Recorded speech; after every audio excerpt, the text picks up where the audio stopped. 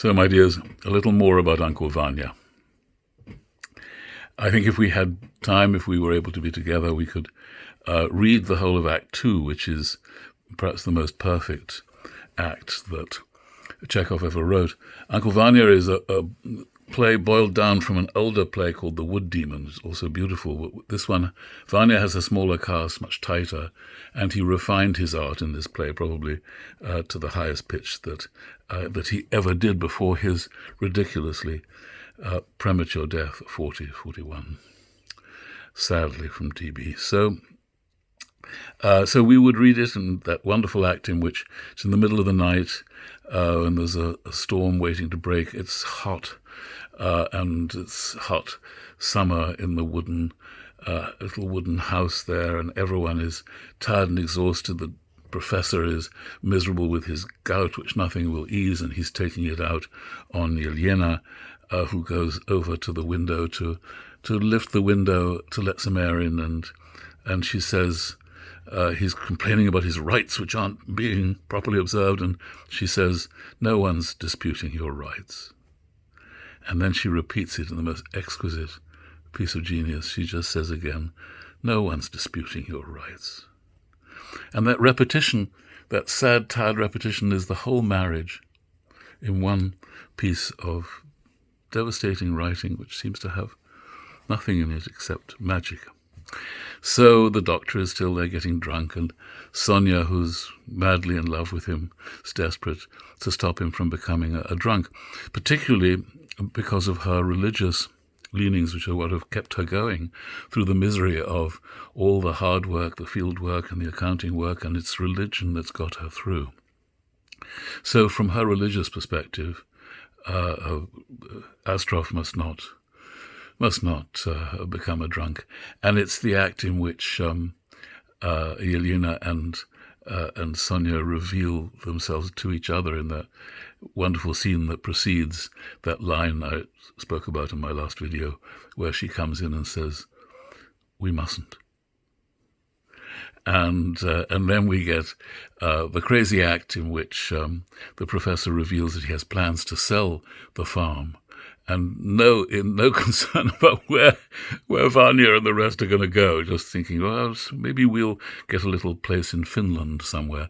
This monster of egotism calls everyone in, and Vanya goes crazy and fetches the pistol and fires at him and misses twice and breaks down in despair at everything in his life going wrong. And finally that lovely act when everybody leaves and you hear the tinkle of the bells as the sleighs depart. It's now snowing. They've been there a long time since that hot summer night of Act 2. And each time somebody comes in after the bells carry them away and says, somebody comes in and says, "They've gone." And each of the characters in the cast comes in and says it in a different voice, unaware that the others have said the same thing. Either "They've gone" or "They've gone." It's a most wonderful, extraordinary rolling chorus. It has a strange beauty that's hard to describe. Anyway, that's the act in which the doctor takes the toxic poison away from Vanya to stop him killing himself. And then we move to the end. I should say that the English never could get Chekhov right. They adored him, but they thought it was frightfully sad. And then when they saw the Russians performing it, they were appalled because people were rocking in the hours. It was hilariously funny. And Chekhov, who wrote many farces, many extreme comedies in his earlier youth, was a great master of comedy, and he saw life as simultaneously hilarious and awful. And so to only get one of those is really, that's tragic.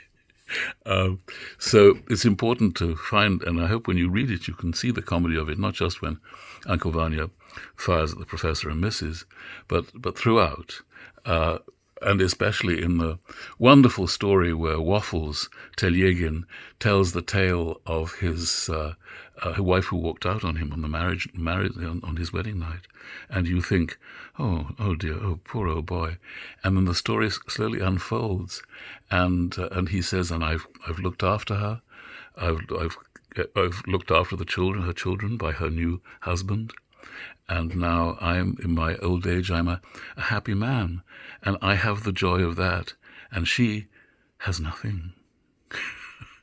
It's the most wonderful piece of storytelling in all of Chekhov, where you think, oh dear, you don't see coming the fact that this man who gave up everything, who had everything stripped from him on his wedding night, by sheer force of love and generosity, became the winner. So that's a very Chekhovian world. So at the end there, at the end of the play, comes that extraordinary sequence of their departure, followed by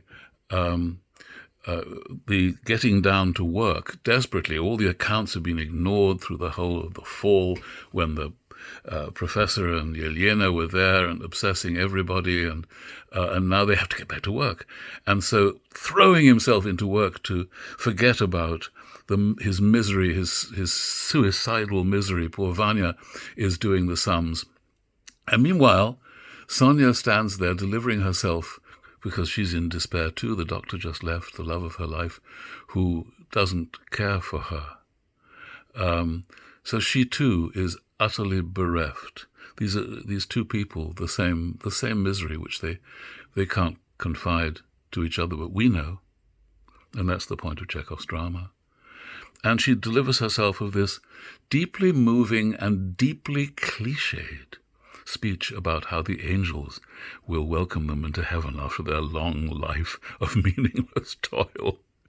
And this is where, if you consider classical drama, consider the verse drama of Shakespeare, the verse, the form, the meter, the poetry preserves the roles, the characters that speak in verse, against the distortion that individual actors and performances will bring, because back it bounces into shape, the verse, for the next actor.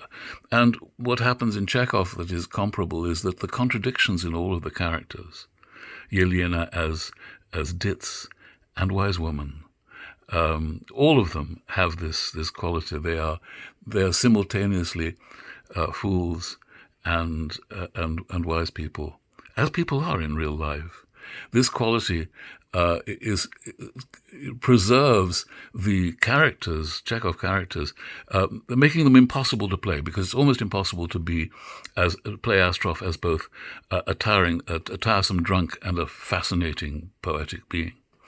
Almost impossible to play Sonia as the very touching person that she is, and the crashing bore that she is as a religious person. Not that there's anything the matter with religion, but her speech about the angels is so full of cliché that it would take an ideal actress, and one that I've never seen, to be able to convey both the pathos of her simple-mindedness and of her beautiful faith, that there will be some reward at the end of it all. And she sings this exquisite aria, which at the same time is an aria of nonsense, across the getting back to work of the house in the wake of the departure at last of these disruptive people. And if you read it and you think, oh, she has this beautiful speech at the end, it's actually not. That's to say, it is and it isn't. And this is why Chekhov is revered as the greatest modern playwright of all. He brings that off. And so when I read it for the first time when I was 14, it broke my heart. What broke my heart was the very, very ending, when I'm aware that Vanya I'm aware of his heartbreak. I'm aware of how desperately he's keeping it at bay by doing these stupid accounts. And then the noise of the world seeps in, and that was what broke my heart. In the background, you hear the man who's the night watchman calling the dogs, calling them in, and beating with his stick to keep thieves at bay. You actually hear the pen of Maria, the old mother who's madly making notes in her pamphlet, very important notes about what's happening in the world of scholarship in Moscow, which she's taken tremendously seriously because of her son-in-law being involved in it. She's devoted her life to it. And you hear the old nurse, the old nanny's knitting needles, going clack, clack, clack, clack. and you hear Telegin Waffle tuning his guitar, not, as you'll see in virtually every production, playing the guitar so that it's ever so moving. No, it's going twang, twang, twang, twang, twang, twang, twang, twang, twang, twang, twang, twang, twang, twang, twang, twang, twang, twang. Not a nice sound, an irritating sound. Very carefully written by Chekhov. He's tuning his guitar. So there you have a dialogue at the end between human emotion, human heartbreak, and the utter indifference of the world to that heartbreak, as expressed in the night watchman's stick, the dogs, the knitting needles, the scratching of the pen, the tuning of the guitar. It's that he manages, through these inanimate sounds, to make them the heartbreaking effect, because they reduce Vanya's heartbreak to the desperately self-involved absurdity that all our heartbreaks are. Put it in perspective, and yet make it twice as moving. So, at that point, my heart broke, and I dashed into the neighboring room. I was at boarding school, and at that point we each had a room, and I dashed into my friend's room, and I said, "Listen, just wait, sit down. I have to read this to you." I had to read it to them. God knows what they made of it. But at that point, I was in love with the writing, and as Hemingway says, if you find a book that is your friend, it's more loyal than any human friend will ever be. Perhaps not more loyal than a canine friend, but as loyal. So, and that inspired me not to write. I was inspired to write by many writers, and it's precisely the ones who you think you could never get anywhere near that are not the inspiration, because they have to be left alone. To have tried to write like Chekhov would have been to doom myself to misery. So I had to find my own path with whatever scraps I had picked up along the way from whichever writers I adored. But a lifelong passion for the work, for those plays, which I've been involved with as a man of the theatre a good deal, and yet very rarely see a production that's any good. Very hard to find an actor who has a Chekhovian quality. It's hard to describe what that quality is, but there's an ambivalence in it, a tenderness, a poetic quality. It's hard to say, but many productions that I've seen have one actor who belongs and to whom you cling, like a soccer match in which there's one great player and you wait for him to get the ball and do the right thing with it. So I hope that although you may have felt completely indifferent to it when you read it, I hope I may have awoken some sense in those of you to whom it said nothing of what it is that it says to those of us to whom it speaks like almost no other writing. And for those of you who felt themselves spoken to by the play, I hope this will endorse some of the things that you will have felt.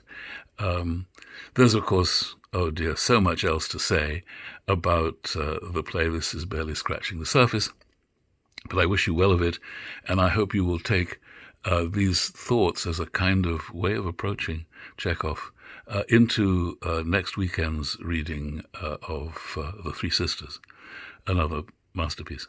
I will send you all a quiz. I hope to hear from you. Worried about those of you from whom I'm not hearing, only worried for your health, not worried about your academic standing, which is 200% good, in my view, because you're surviving this horrible time. And maybe discovering Chekhov in the course of it, that may be altogether too hopeful, but I can't help hoping that there are one or two of you to whom this stuff truly speaks.